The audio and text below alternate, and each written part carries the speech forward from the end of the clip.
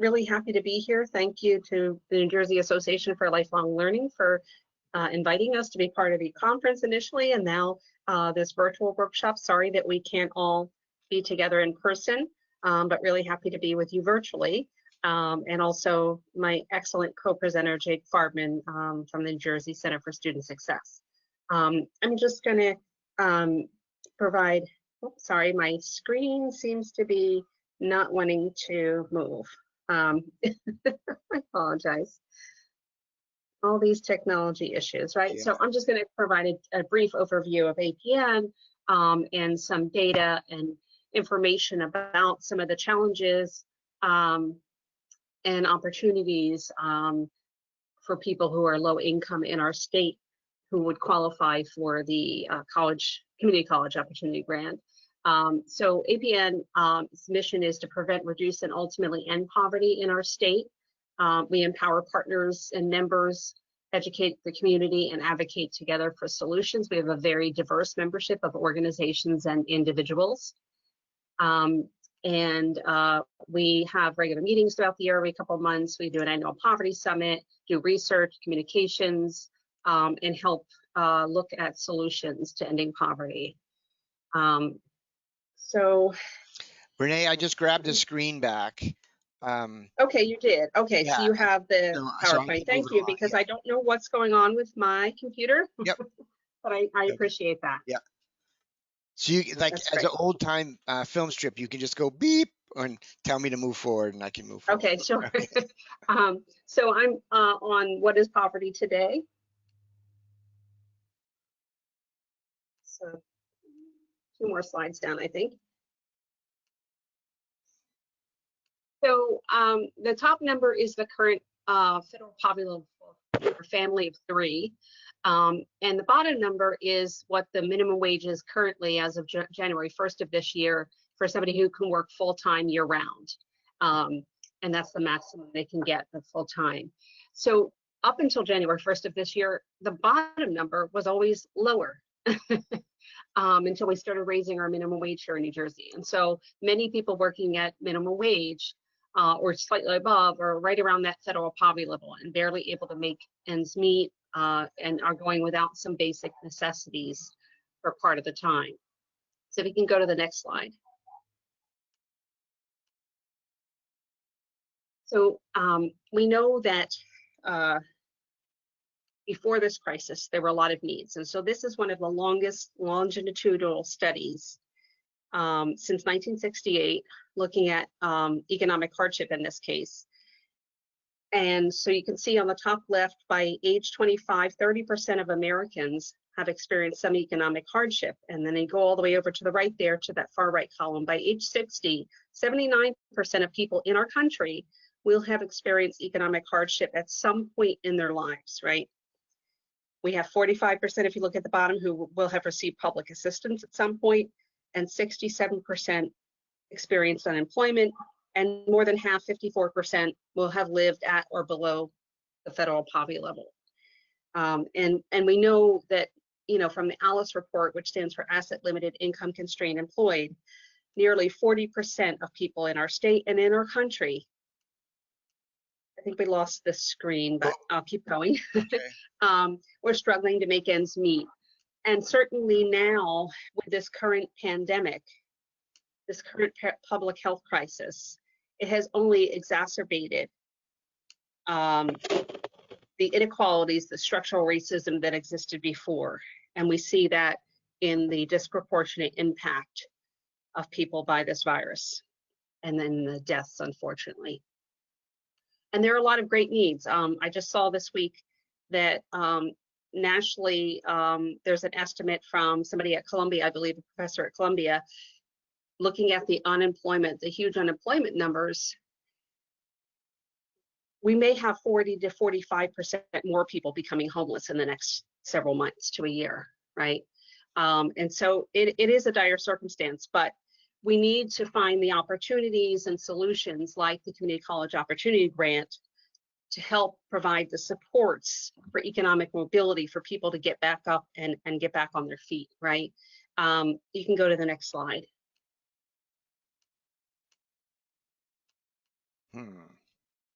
or not. Is that it? Or Yeah, that's it. okay. So the National Low Income Housing Coalition puts data out for every state every year, kind of looking at the inequalities around renting and around affordable housing, or housing affordability, I should say. So you can see on the far right in that bar, 72% of extremely low income renter households are severely cost burdened, which means they're paying at least 50% or more of their income in rent, right? And even before this pandemic, the middle number in red shows that we had over 200,000 affordable homes that we were lacking for people in our state. And so the annual income, just to afford the average 2-bedroom apartment anywhere in our state is about 60,000, a little more than 60,000 a year. And so there are a lot of people that fall under that, right? A lot of families that fall under that. And so we need a lot of different opportunities and solutions, like I said. You can go to the next slide. So this is a great quote. There's no such thing as single issue struggle because we do not live single issue lives. And I love this quote because we talk about that at the Anti-Poverty Network all the time. We can't just work in our silos around the basic needs that people, are needing. We can't just, give somebody utility assistance, but they're still hungry.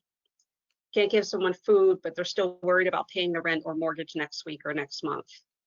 We can't give someone housing assistance if their income from their job is still going to be too low to maintain that home on a long-term basis, right? And so that's why things like the county community college opportunity grant are so great to help give people that economic mobility and career pathways, right? So we can go to the next slide briefly, and then I'm going to skip to the next one. So we did a report in 2016 that looked at the fact that we have concentrated areas of poverty in every single county in New Jersey. And you can see on the left, those municipalities that we looked at, the blue bar, 13.1% is individuals below 50% of the poverty level, which is considered deep poverty. And the red bar is people at 150% of the federal poverty level, which is the supplemental poverty measure that the federal government instituted some years ago to really look at a truer measure of poverty. So it's much greater in those municipalities and certainly urban municipalities to some extent. Go ahead to the next one. Can I ask a quick question? Yeah. Just about terminology? So can you give an example of the difference between dense suburban and suburban? Like, can you think of towns that would be examples of each? I'm drawing a blank right now, but I can certainly get back to you or put that in the chat later. Okay. But yeah, we worked with Thomas Edison State University, the John Watson Public Policy Institute, to produce this report back in 2016. Okay. And actually, my predecessor worked on this report with them. Okay. So, we have concentrated poverty, like I said, in every county, in urban areas, big and small, even in like rural Cumberland County, where we have some more urban areas that have these areas of concentrated poverty and concentrated people of color. There's inadequate, substandard, and unaffordable housing. They don't have the tax base and other resources to be able to meet the demands of this great need. Strained schools, limited access to jobs, and environmental toxins, to name a few things. And if you could go to the next slide. We are one of the most segregated states in the nation, and this map, shows that. It's of Passaic County, Patterson, and surrounding areas. And so you can see that the blue represents where mostly white people are living. African Americans are represented by orange, and purple is Latinx folks. And we get this from, some of the racist policies of our past, unfortunately, but it really clearly shows how people are segregated, and they may not have access to the same opportunity, the same jobs, things like that. and the same schooling to give them the skills and education they need to get into decent paying jobs. And then the next slide. Great. So that's just some of the reports. The last report, the cost of poverty, is the one I mentioned earlier. And then we also have about 100 solutions for how we move our state forward to end structural racism and poverty, systemic poverty, in the Uncomfortable Truth report as well, if folks are interested in reading those or getting the summaries as well on our website. Okay. So that's it for me, but I certainly look forward to discussion and questions. So I'll turn it over to Jake. Hang on one second. So Robert, you had your hand up. Do you have a question or a thought that you wanted to share? Nope. That was interesting. That was interesting. Yes. Okay. So, okay. All right. So yeah. So certainly we have time for questions. Are there any questions right now for Renee before we move over to the next part of the presentation?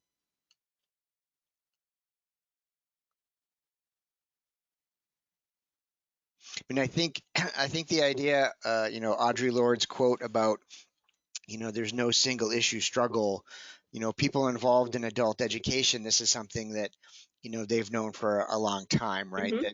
That literacy and English language classes or citizenship are directly connected to things like, economic justice or housing justice or environmental justice.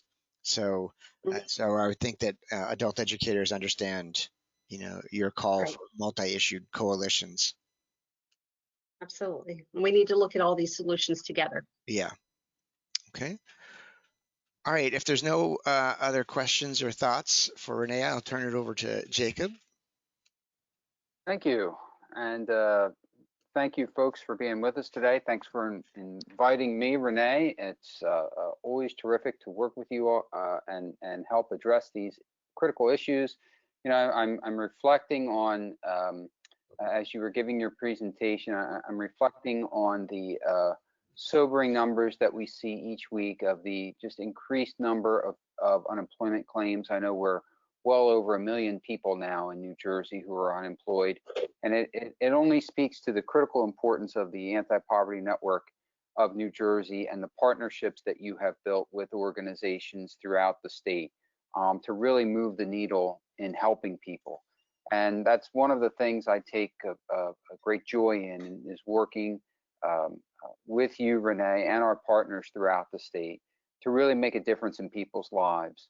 And I'm especially pleased to be here with all of you today with the New Jersey Association of Lifelong Learning, because we see our role as a small piece of the puzzle in helping to address poverty, and by extension, helping to get a lot of people who are out of work right now back into work. And there's a way we can do it. There is money available, even as dire as the state budget is. There is money available to get people back into the workforce. I'll talk about that in a little bit. But I want to start with just a little bit of an overview about community colleges, some of the strategic planning we've been doing over the last couple of years. And then I'll talk more specifically about the Community College Opportunity Grant. And I'm more than happy to take any and all questions, comments, and even if there are any concerns when the time is right. So we have 18 community colleges throughout the state in 2 cases, Hunterdon County and Somerset County. And then Atlantic and Cape May County, 2 counties, share a community college. So we like to tell people that we have 65 campuses, although we're delivering virtual and remote instruction right now, and will be for the summer and for the immediate future. But we have 65 campuses. We have a community college within 20-minute drive of anyone in the state. We enroll over 325,000 students in the traditional college credit programs that are intended directly for careers or for transfer to a 4-year school to get your bachelor's degree. We also enroll a number of students in what's called non-credit programs, in lifelong learning and professional skills development. And then we enroll a number of students, or we work with a number of companies to provide customized training to those companies so employees can remain productive.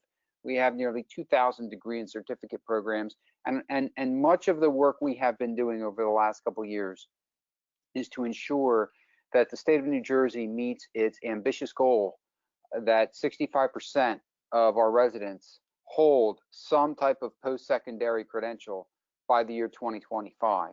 That's critically important because many of the jobs require something after high school, whether it's an industry certification, a certificate, a stackable credential, an associate degree, a bachelor's degree. The pathway to the middle class is fueled by post-secondary attainment.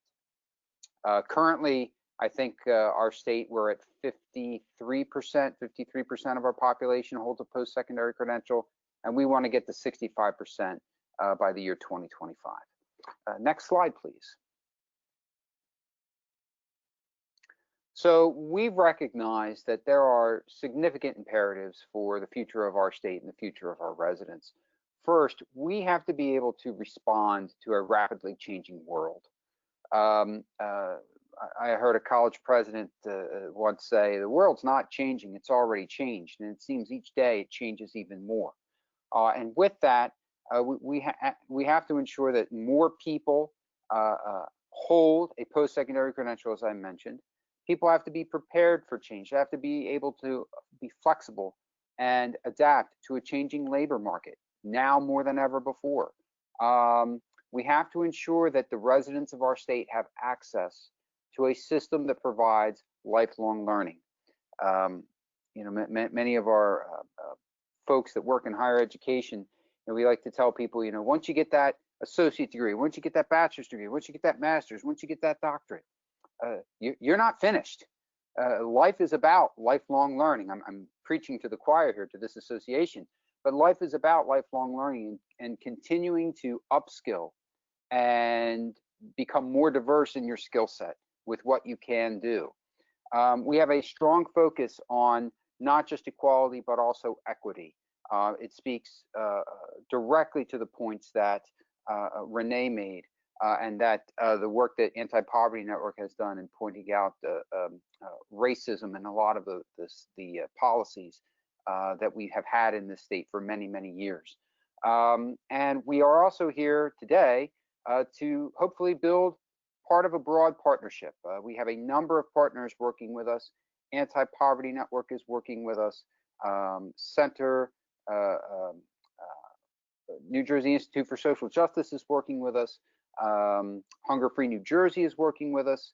The Community Food Bank of New Jersey is working with us.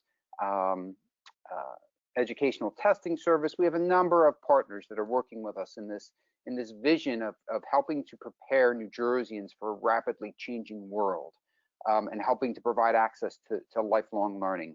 And we certainly hope that all of you as members of the New Jersey Association for Lifelong Learning would consider working with us as well.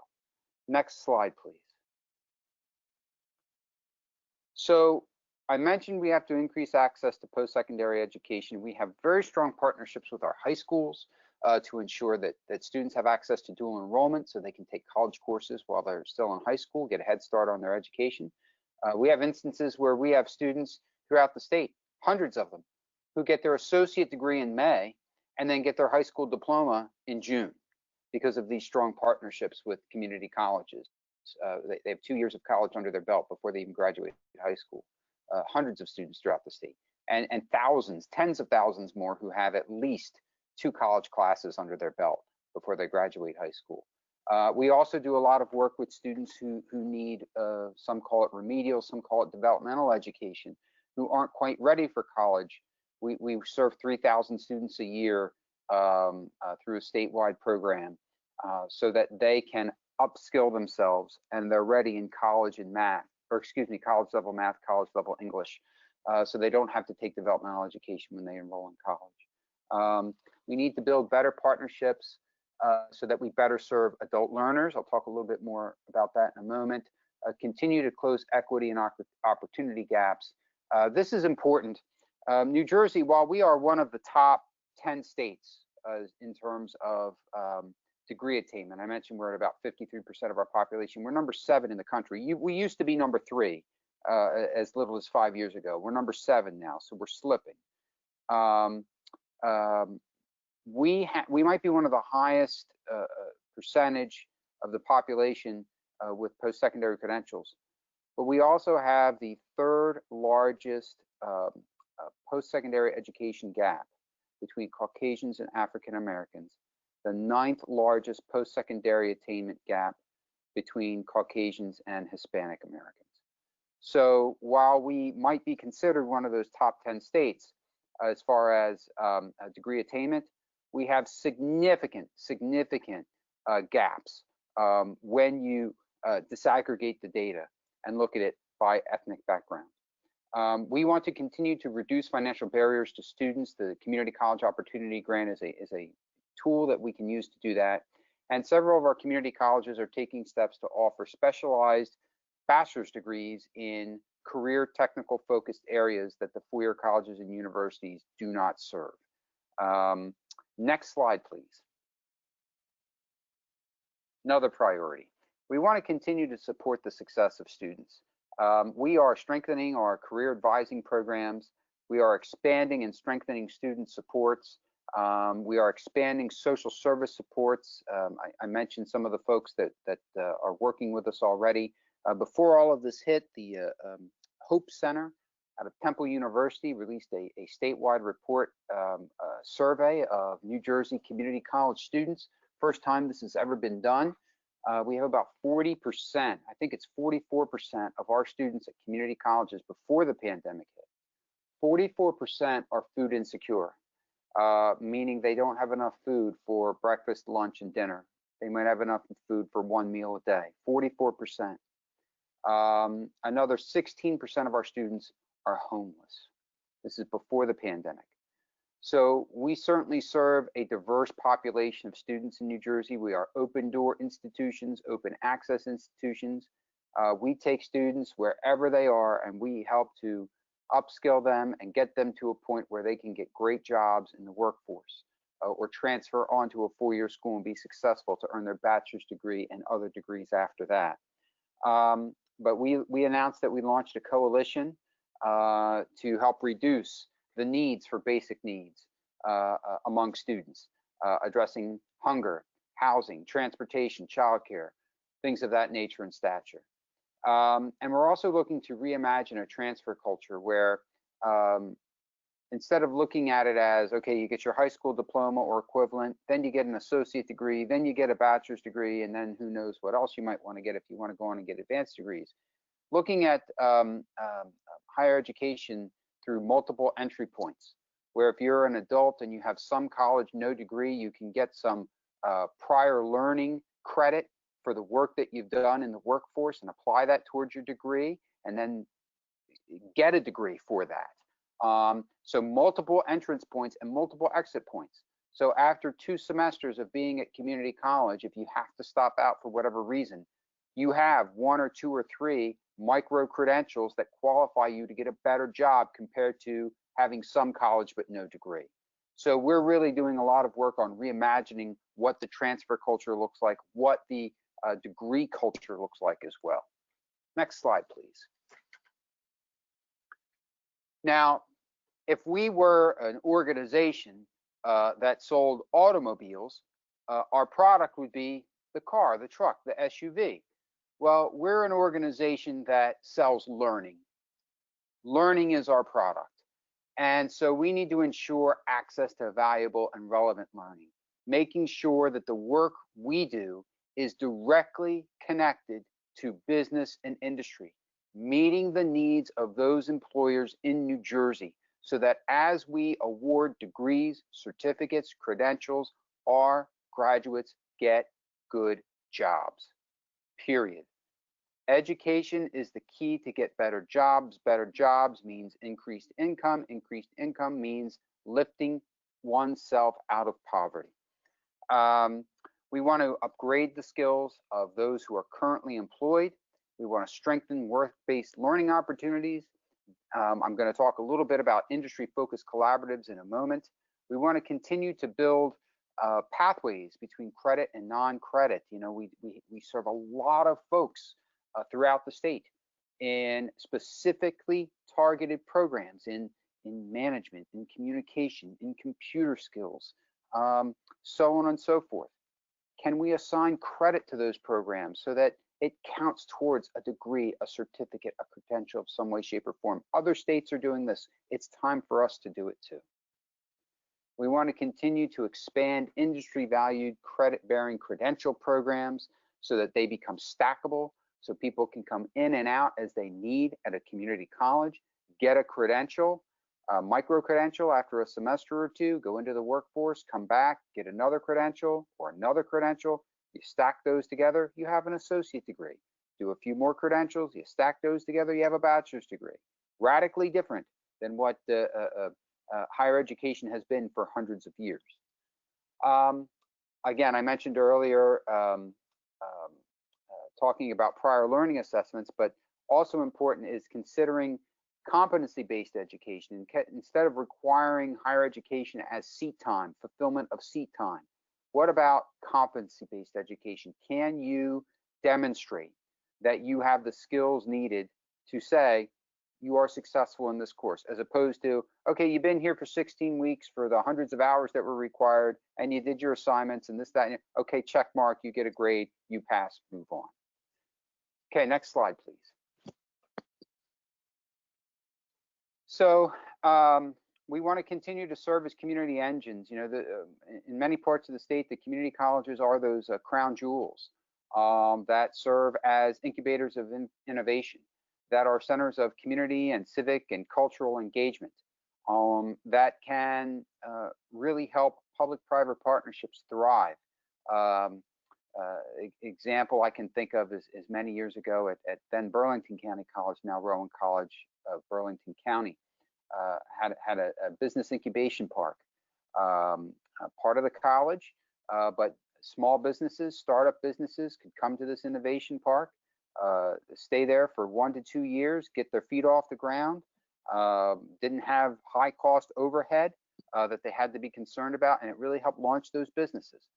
One example of what a public-private partnership could look like, and there are many, many more to come down the road. Next slide, please. So right now, I changed this presentation a little bit because of the pandemic. So you folks are some of the first to hear about this. Right now, what we're doing collectively as 18 community colleges, we are going to be leaders in building pathways to New Jersey's future, helping us recover from this public health emergency. Many of the community colleges are serving as testing centers. All of our community colleges donated all of their personal protective equipment that they use for allied healthcare program instruction, donated it to emergency management and to healthcare facilities. Many of our community colleges, nursing faculty, allied health faculty, so on and so forth, volunteer on the front lines right now to help people who are infected with the disease. But we need to do more than that. That's short-term crisis response. We're thinking about recovery. And so we're building a healthcare workforce and supporting that healthcare workforce by establishing a healthcare skills and pathways collaborative, partnering with hospitals and other healthcare providers and businesses to map out pathways from high school to community college to four-year colleges and universities, but also ensure that there are pathways, entrance ramps for adult learners who might have some college, no degree, or who might have a degree in something but want to change careers and get a degree in allied health. We are identifying the immediate needs and longer-term investment needs and implementing training and education programs for healthcare occupations. Many of us see this as a 9/11 type moment. I remember during 9/11, so many brave Americans decided, because of that tragedy, that they were going to dedicate their lives to the military, to law enforcement, so on and so forth, to protect people. I think a lot of this generation, a lot of folks right now want to make a difference and want to ensure that something like this never happens again. And a career in healthcare will fulfill that individual mission. Next slide, please. We need to immediately assist the significant number of people who are unemployed and help them get new career opportunities. Thinking about the things that are starting to open in various states around the country, thinking about Governor Murphy's well thought out 4-phase framework. And I think we're still in phase 1, if I recall correctly, where there are going to be some things that reopen with significant restrictions. And it's not until we get to step 4 where we get back to some semblance of normal. And the data is driving all of that if you watch his press conferences every day. But there are a lot of people who are going to be out of work for a long time. There are things that, as much as we would like for them to come back tomorrow, they may not come back for a year, if that. And we have to help those people. We as community colleges have to help those people who work in those industries find different opportunities in the workforce so they can support their families and continue to earn a living.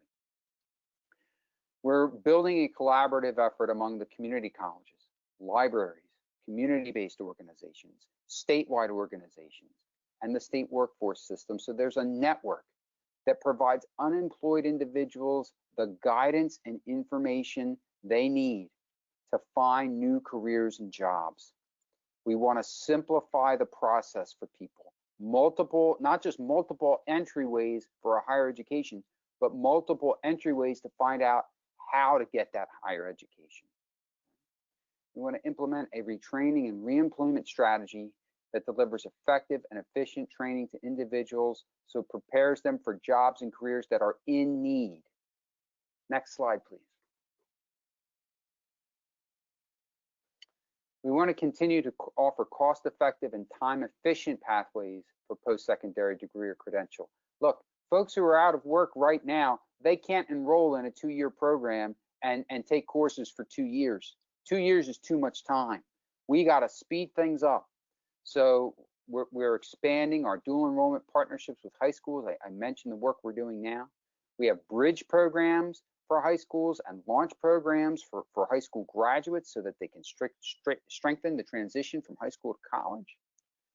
Right now, the Community College Opportunity Grant, which I'll give details about in a moment, the Community College Opportunity Grant right now is part of budget language. And those of you who do any government relations work or have in the past know that while state budget language trumps everything else, state budget language can be changed. If we can get the Community College Opportunity Grant in state law, like tuition aid grants and the New Jersey STARS program and other financial aid programs, we're going to be in pretty good shape going forward. We want to expand prior learning assessments so people don't have to take as many courses as they need to if they have job experience that can count for college credit. We want to expand access to college education to adults through partnerships with employers and organizations such as the New Jersey Association for Lifelong Learning. And we want to strengthen and expand transfer partnerships and pathways with four-year colleges and universities. You see examples of those popping up all over the state right now, where community colleges have special partnerships with four-year schools.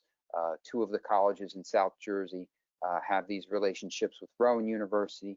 I know Mercer County Community College has a strong partnership with Rutgers in nursing and allied health programs. And there are examples of these partnerships throughout the state that allow students to take more affordable pathways to get that bachelor's degree by starting at the community college. Next slide, please.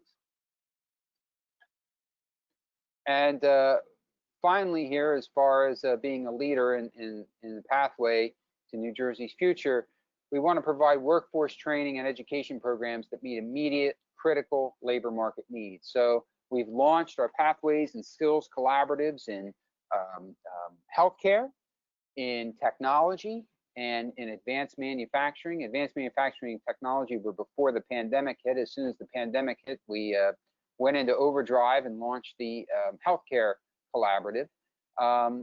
We want to allow, as I mentioned, community colleges to offer bachelor's degrees in applied sciences that meet workforce needs that the four-year schools are not addressing. And emphasize the essential skills that we all need: problem solving, critical thinking, communications, teamwork, and others. So these are essential skills that are transferable from occupation to occupation. And these are essential skills that help us be critical thinkers, problem solvers, and can adapt in a radically changing world. Next slide, please. So the meat and potatoes here. The Community College Opportunity Grant was launched a couple years ago by Governor Murphy. And basically, we got an update last week on the state budget, and the Community College Opportunity Grant is funded for this upcoming brief state budget, the 3-month, July, August, September. We anticipate it will be funded in the next fiscal year state budget. But basically, this is how it works. If the total household adjusted gross income is $65,000 a year or under, and someone, an adult, returning to school, if he or she does not hold a college degree, a student right out of high school, or a student who has graduated high school and did not yet go to college, or went to some college, stopped out, whatever, enrolls in at least 6 credits, that's 2 courses, part-time at any community college, has that adjusted gross income, $65,000 or under, will get tuition and approved fees paid for, done, paid for. Now, the way this works is that people who apply to community college fill out the FAFSA form, free application for federal student aid, and if students qualify for a federal Pell Grant, if students qualify for a state tuition aid grant, if students are those academic superstars and qualify for the New Jersey Stars merit-based scholarship, all other aid is applied first. And then if there's a balance with tuition and required fees, specialized fees, there's a little bit of help in, but most students in specialized programs have to pay some of the specialized fees. But if there's a little bit of gap in that cost from other financial aid programs, the Community College Opportunity Grant kicks in and covers the balance. So for those folks who are living in poverty, they will get a Pell Grant, they'll get a TAG award that will more than likely cover their tuition and their fees, all right? But for the middle class, for the working middle class, for the working poor, who might get some Pell, some TAG, but not enough to cover tuition, the Community College Opportunity Grant will kick in and cover the balance. For those folks who are just on the edge of middle class, they will not qualify for a Pell Grant. They will not qualify for tuition aid grant, but they will qualify for the Community College Opportunity Grant. Their children will qualify for the Community College Opportunity Grant, and that will cover tuition and approved fees at the community college. This is critically important, especially in the fall, because some of you on the line might have those graduating high school seniors who are all set to go to a 4-year school. And God bless you if you have the ability to send them. God bless you. My mom did not have the ability to send me. I had to go to community college many, many years ago. But my point is that there's an opportunity here that you can go to community college.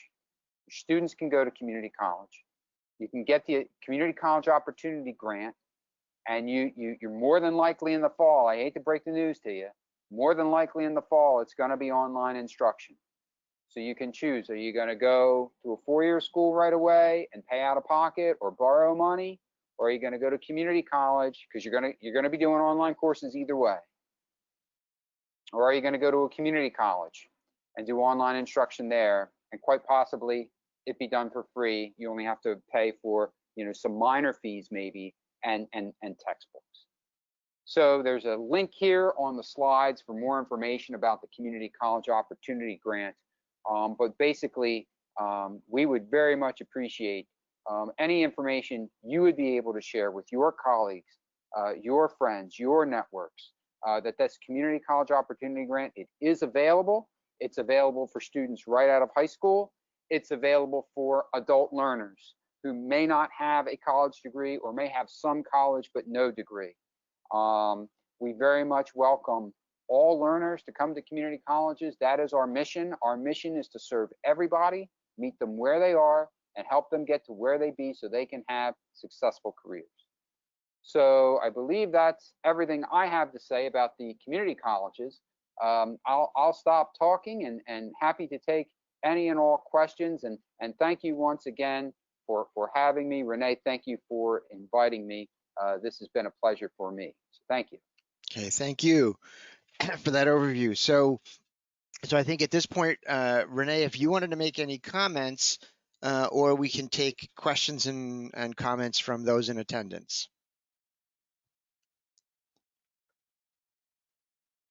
Yeah, I actually did wanted to touch on one other thing that I didn't mention earlier that helps tie into opportunities in the community college opportunity grant and all the things that Jake was talking about that they're working on to help people, especially coming out of this crisis.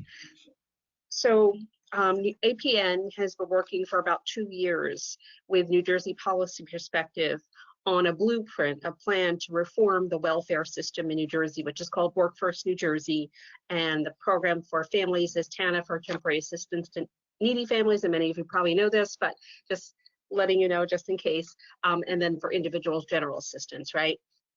And we were able to get legislation passed through quickly in April and May, just now, through the New Jersey legislature that is on the governor's desk to sign into law that takes almost every recommendation we've made and puts it into action to really take this program from one that's been very much punitive for over 20 years since it was implemented in New Jersey after welfare reform passed at the federal level to one that actually helps lift people out of poverty.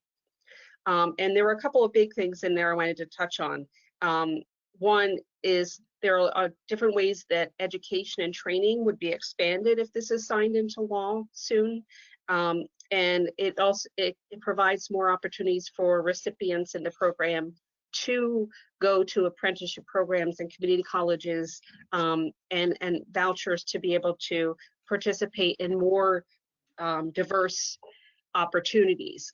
One of the biggest disconnects for me in the program since it was set up in 1997 is that participants can only do work requirement hours in nonprofit organizations.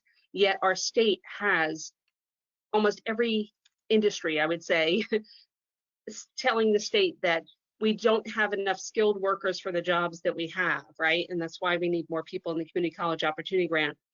But we also have a population of people in the Work First New Jersey program who've been denied opportunities to access skills in these kinds of work programs as well. And so this would expand that and allow people to do more alternative work placements with for-profit industries. And after 6 months, they would be able to be hired in those by those employers.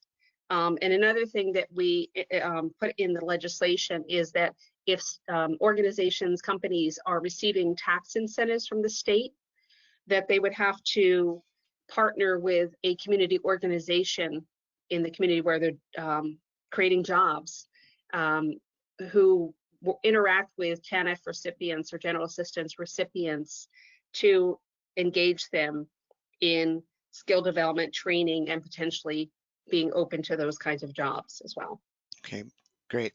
Is the link here on the page, does it take you directly to the opportunity grant information, Jacob?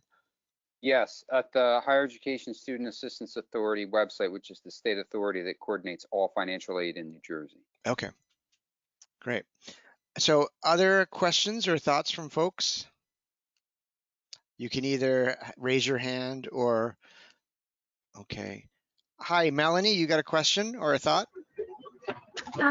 Yes, hi. Thank you so much for the presentation. I just had a quick question about the opportunity grant. My understanding is so that folks have to qualify for federal and state grants first before they can qualify for the opportunity grant. And I guess my concern is that my understanding is that in order to qualify for federal and state grants, you have to have like residency requirements of 12 months. And then I've heard too for the opportunity grant, you need to have lived in the county for 6 months. Is there any way around those kind of requirements? I'm thinking specifically for immigrants and refugees and other folks who come from other places. So I'm glad you asked the question. So we have a very strong supporter of the immigrant population in Governor Murphy. And one of the things he did early on in his tenure is he signed a law that now allows state financial aid to be awarded to undocumented students and DACA students. So you'll see on this slide, number 5, it says complete a FAFSA form or a New Jersey alternative financial aid application. So basically, undocumented and DACA students, and this includes students who are recently graduates of high schools, this includes adult learners, they can receive state financial aid, and the Community College Opportunity Grant is a state-sponsored program. It is not federal. So students don't have to fill out that FAFSA form if they are undocumented, if they are DACA students. They fill out the New Jersey Alternative Financial Aid application. So yes, undocumented students qualify. As to the first part of your question, you have to qualify for TAG, you have to qualify for Pell Grant. No, the way it's structured is you fill out the FAFSA or the alternative financial aid application. If it's determined that you would also get a Pell Grant, you would also get a tuition aid grant award, which is state sponsored also. If it's determined you would be eligible for those funds are applied first. And the reason why the governor created the policy that way is because it stretches the dollars that are available. It stretches the dollars that are available. So instead of every student getting a community college opportunity grant worth $5,000 for the year, then some students get $4,000 in Pell, another $500 in TAG, then they only need $500 for the opportunity grant. It stretches the pool so more students can get access to the money. Got it. Thank you so much. Thank you for the question. Okay, thanks, Melanie. Any other questions? Questions, thoughts, concerns? Okay, Yolanda says she's glad to know the information about the grant.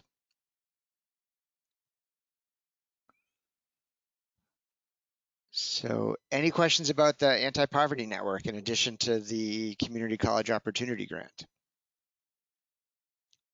Or about any of the topics that were taken up?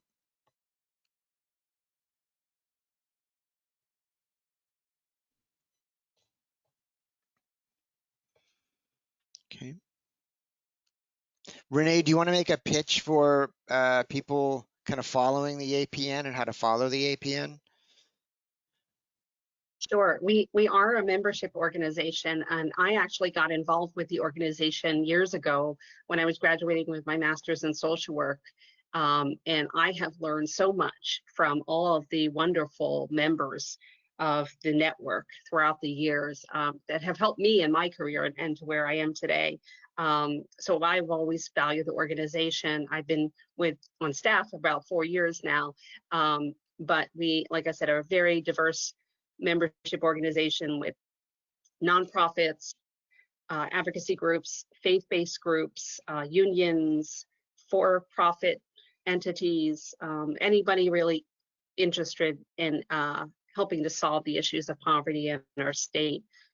We, in addition to the Workforce New Jersey reform, which is a huge thing for our state, to reform that program for the first time in over 20 years. We also helped create the state rental assistance program years ago, and we have fought for and helped expand the earned income tax credit program at the state level after there was already a federal program. Great. And so we welcome anyone and everyone, and membership starts at $25 for an individual. Okay, and that information's here. The question from Yolanda, yes, so I'm going to be sending out a copy of the presentation, so it'll have this contact information. Yeah, Jake, you were going to say something? Can I just add one quick thing about Anti-Poverty Network? Renee and I met a little over a year ago at my request, and just since day one, she has welcomed me and the community colleges with open arms, and I attend as many of the APN meetings as I can. Just the diverse perspectives of the folks in the room, and also the breadth of experience that we get exposed to on issues that, you know, being in higher education, I was completely clueless about until I started to learn from the fellow members of APN and from Renee. And it's also important to note that Renee is very well respected throughout the state, as many of you folks know.